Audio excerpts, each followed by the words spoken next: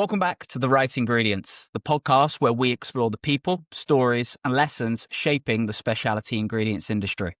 I'm your host, Charlie Packwood, and today's episode takes a closer look at something many professionals experience, but few openly talk about: the reality of career transitions. Whether it's planned or unexpected, stepping away from one role and into another can be a period of uncertainty, reflection, and most importantly, personal growth. My guest today knows that journey well. Coralie Perrin Garcia is currently Flavour Product Marketing Manager, EMEA at ADM. She's built an impressive career across some leading companies in this space, including the likes of Givaudan, Kerry, and now ADM. She's been leading marketing, sensory, and sustainability initiatives at global scale. But what makes Coralie's story so valuable is not just her success, it's her resilience. After leaving her previous role, she faced a long period of searching for the right next step. Instead of retreating, she used the time to reflect, grow, and share her experience openly on LinkedIn, giving a voice to something many in our industry go through. Coralie, welcome to The Right Ingredients. It's great to have you with us. Thank you for having me, Charlie. Not at all. So, Coralie, let's start with that transition period. When you first stepped away from your previous role, what was your mindset? So when I stepped away from my previous role, first of all, it was not my decision. So obviously it was a tough moment. I felt betrayed first, angry, and I think like many people, I felt worried for the future because for the first time in my life, I was without a job and I was really worried about what will happen to me, where I will land. And I wish I could say that I reacted in a calm way, but I didn't do that. I really reacted by, okay, I need to find a job. I need to update my CV. I need to apply. And after a few months, I took a pause, to be honest, and I realized, you know what? That's not the right strategy. That's not the right approach because what happened to me obviously has fragilized my self opinion about myself, my confidence. And I believe that people on interview were able to spot that. Even if I didn't want, I think people could feel it. So I really took time after to think about where I wanted to go, how I wanted to position myself. It's also when I decided to start posting on LinkedIn to be more visible. My my journey went from I'm really worried, I'm panicking to okay, let's take a step back. I think they're all fair emotions to have when those sort of things do happen. But as you said, taking that step back and being able to identify what your next plan is moving forward, I think that's a really good way of looking at it. And from that point, you built a very strong career up until that point of leaving your previous company. What was it like to suddenly have that pause, to take a step back and figure out what came next? What was your mindset there? It was very, very scary because had I've never been unemployed. Even when I was out of my engineer school, I did my last year internship at MAN, and after my internship, they offered me a job. So I've never really looked for a job. When I joined Givaudan, it happened through networking. When I joined Kerry, it was headhunter that approached me. It was completely an unknown space for me and a very scary one. It was like everything I built so far was falling under my feet. That was really the feeling I experienced. I think many people in similar situations rush to find the next role as quickly as they possibly can. And I think some of that is panic. They will apply to everything that they see on LinkedIn, on job boards. They'll speak to every recruiter possible.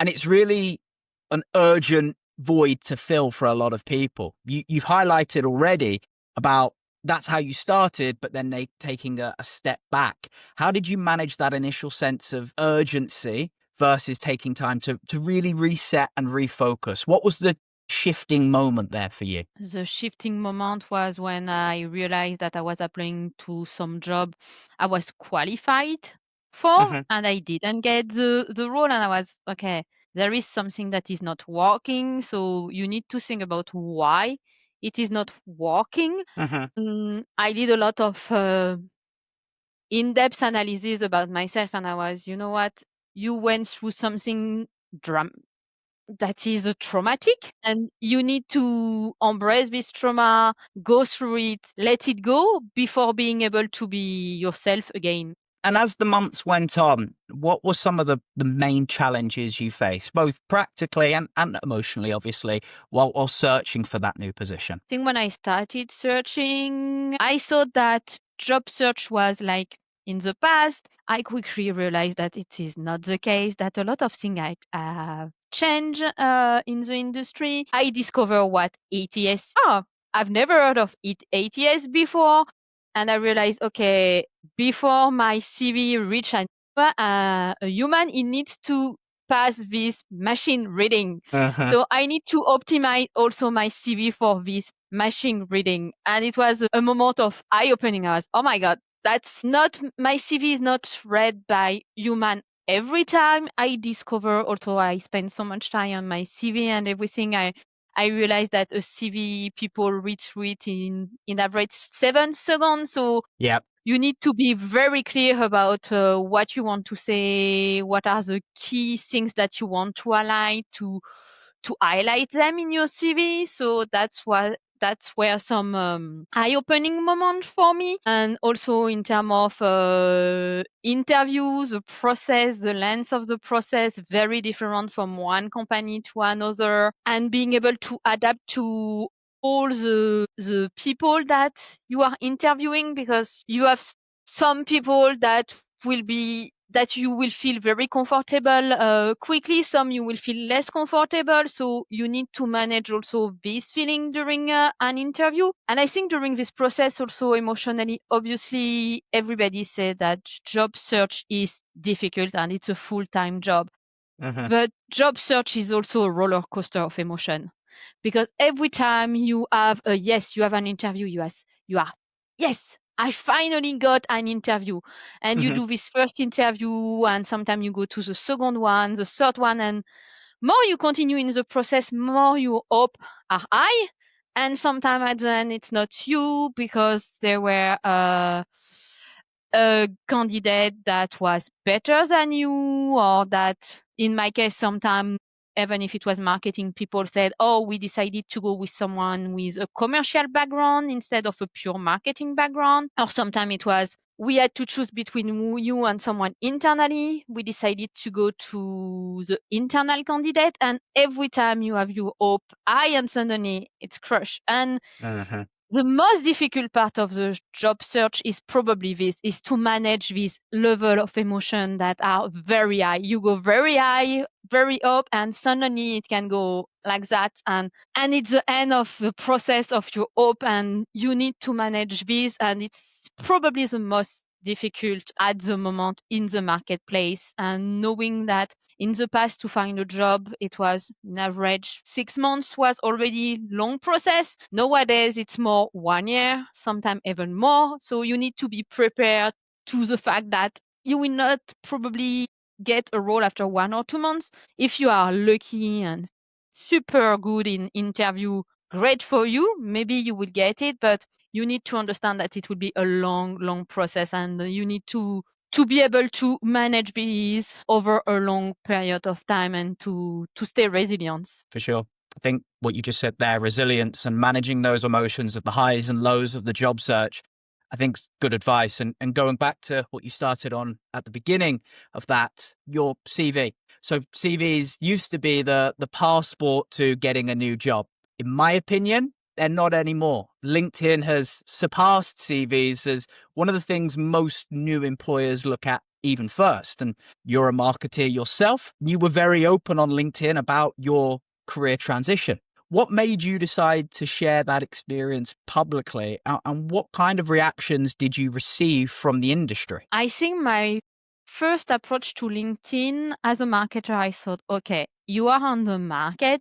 You need to think about yourself as the product. So you need to sell yourself as a product. And the best place to do that, it's LinkedIn. So I was, okay, I need to start position me on LinkedIn as someone that is looking for a job. So I did a first campaign about my journey, what I bring to the table, things like that. And I repeated this 2 or 3 times. I even did some video.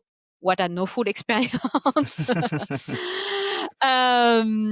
But it was very positive because I had some people that reached to me with positions saying, oh, you should apply to this position. I had previous colleagues that contacted me that say, oh, I will love if you are coming back to our company to work again with you. So there were a lot of positive feedback. And I think something else that I did is to manage the high and low of the job search. I started also to write regularly what was happening and to write also about the small success to see that even if everything was not going the way I wanted, there were some positive things to keep my mind in a positive mode. And when I was reading what I was writing and everything, at a certain point I was, you know what? I will have loved to read this at the beginning of my search to understand that it's not only me that is taking a long time to find a job. It's how the market is today. Mhm. And it's normal to be low someday, and it's normal that someday you want to do nothing. And I decided to share this to help people outside to feel that they are not alone.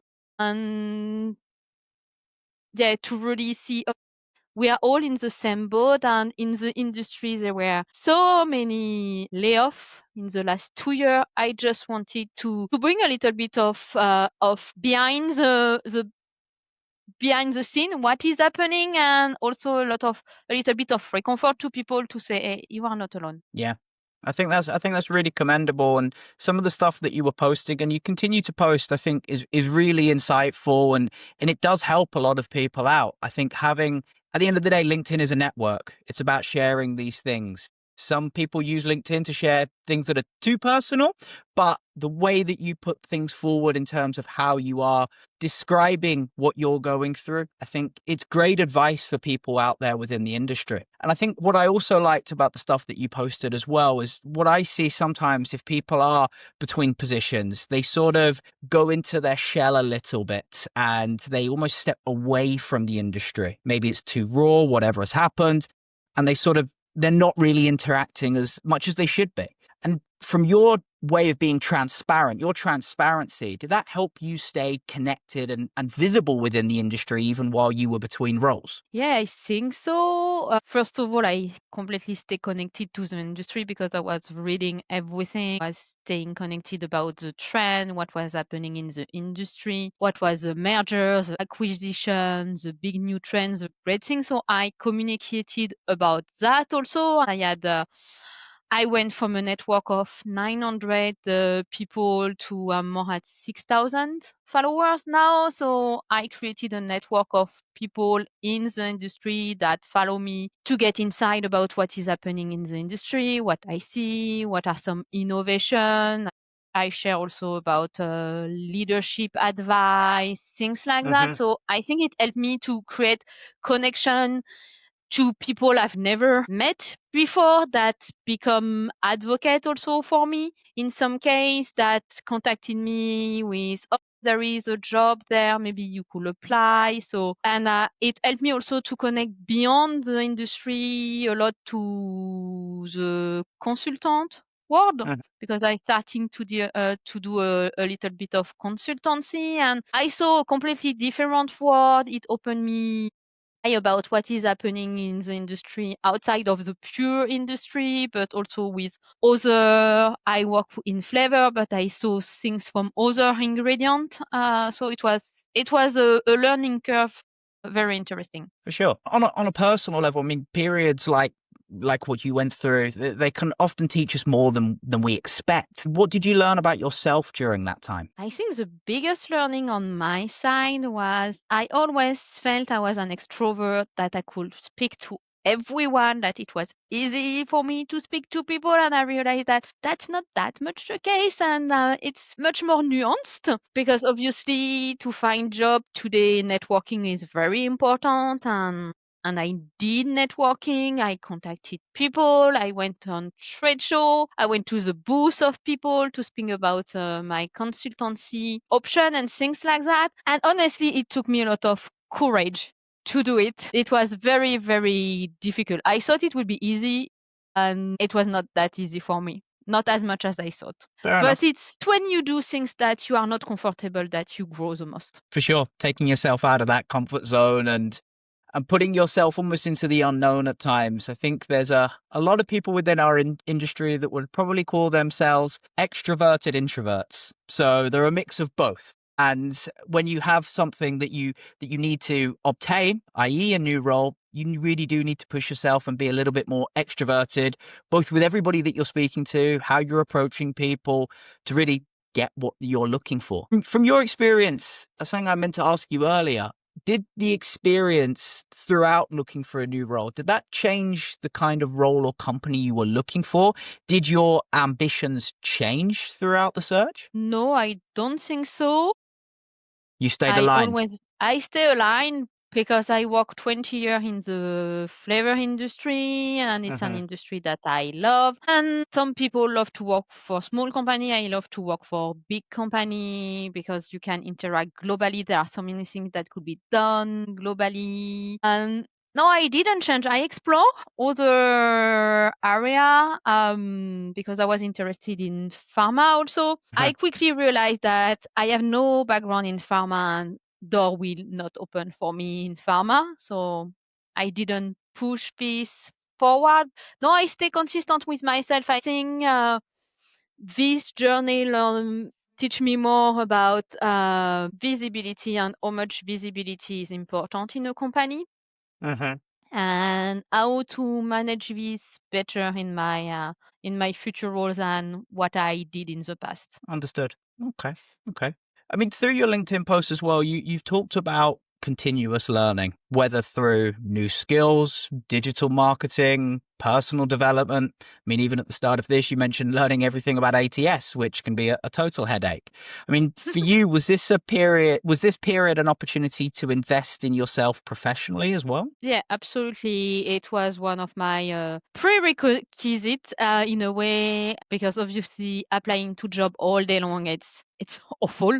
Let's be Mm-hmm. honest. So I splitted my day in half. So in the morning, I was looking at the job, seeing if I could apply, if I could network, doing like that. But the afternoon were dedicated to learning. So I did a course on digital marketing to refresh my skill in that area, to increase my skill. I did a lot of research about artificial intelligence to train myself about artificial intelligence. That is a passionate subject and something that I almost use every day now. And I did some personal coaching also to help me to grow personally and to heal and to rebuild myself. Fantastic. I mean, taking that time to invest in yourself as well, they're only beneficial to your next employer. All of these skills that you're picking up, and for people listening, if you are out of it, being able to pick up those personal skills like you did, Coralie, I think that's super important as well. Well, eventually you found your next chapter with ADM.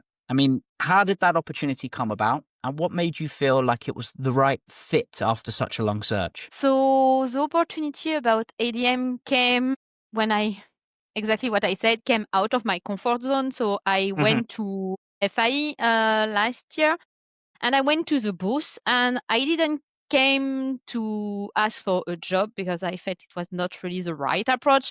I went with the fact that I could do consultancy to help people for their trade show, to build Mm-hmm. the booth, to help on their positioning, their messaging, their social media, because I did so much on LinkedIn. And I pitched myself on several booths, but I still brought some CV in case. And when I went to the ADM booth to pitch myself, the marketing person on the booth said, "We are not looking for consultant, but we might have job opening in the future. Do you have a CV?" So I gave my CV and this person is now my manager. So a few months after she contacted me telling me that she had an opening and that she will be glad I apply.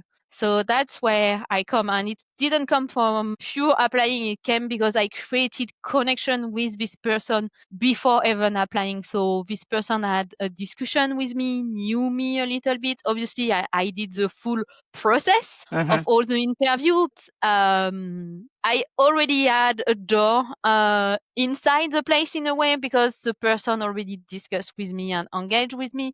I think the funny thing is that everybody said that all things come together at the same time, and it was completely true for me because on 2 weeks time I get 2 job offer and 2 long-term consultancy opportunity, and I then felt I like the right one. First of all, because I wanted to go back to have a job. I needed security for my children, so I wanted to go back to corporate. And when you are consultant, where you are quite alone, I wanted to have colleagues to be able to exchange. ADM offer was really in my expertise area. It's in test. It's where I can bring the most. And what I wanted for my next job was to be able to bring value to a company, to help a company to grow. And among the 2 opportunity I received, this one felt the one where I will be able quickly to bring value to the business. And it's what I really wanted. I wanted to help business to grow and to bring value. Fascinating that you went through that process to obtain the role with ADM. It wasn't just through an application.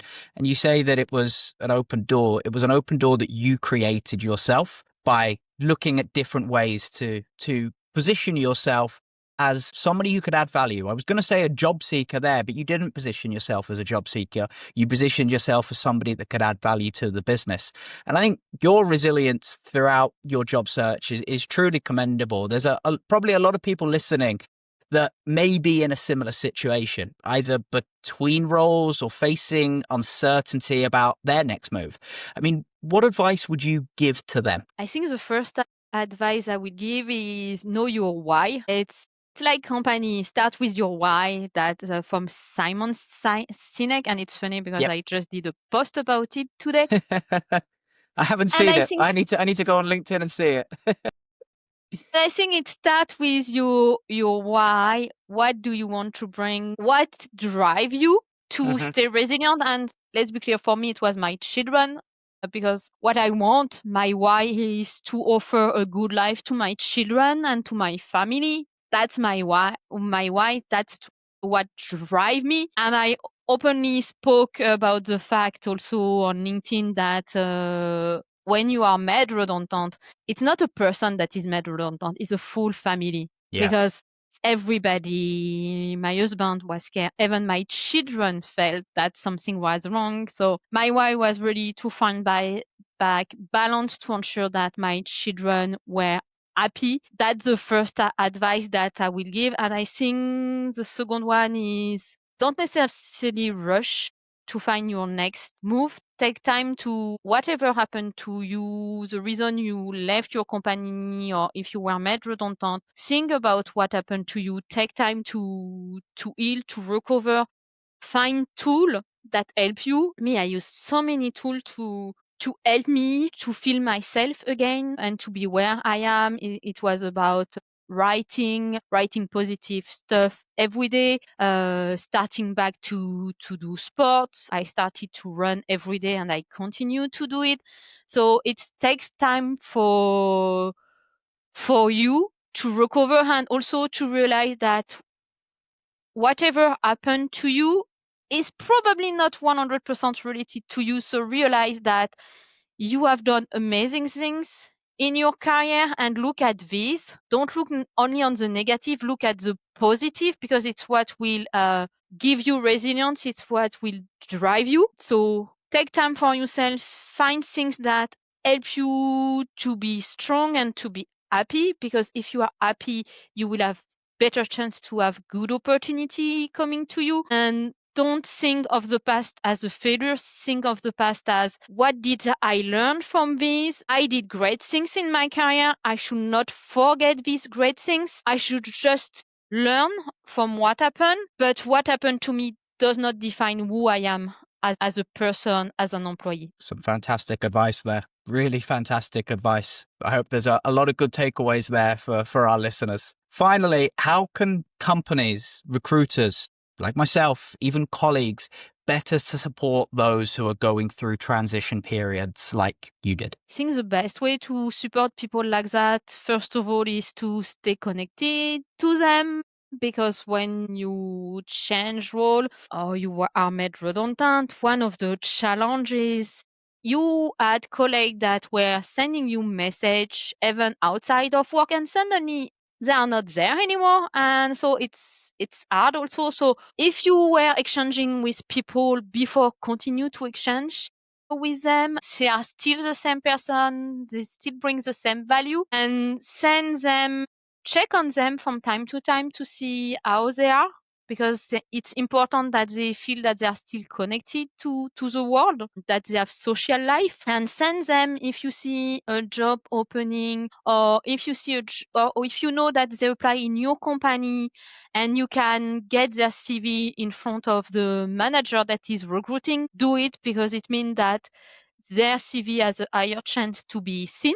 So that's one of the best advice. And for companies, one thing I will say is people that are looking for a job and that are unemployed are not sexy. But I think by looking only on people that are employed, you are missing on great people, because as we spoke about during this interview, during this time, I took the time to learn. I took the time to grow personally, emotionally as a person. I'm resilient. So these people that go through what I went are people that don't give up. People that if you ask, you give them a challenge, will find a solution, because they are going through hell to find their next job today. And they are very inventive and creative about their job search. So if you look at them as people that are unvaluable because they don't have a job yet, I think you are looking the wrong way. This person brings so much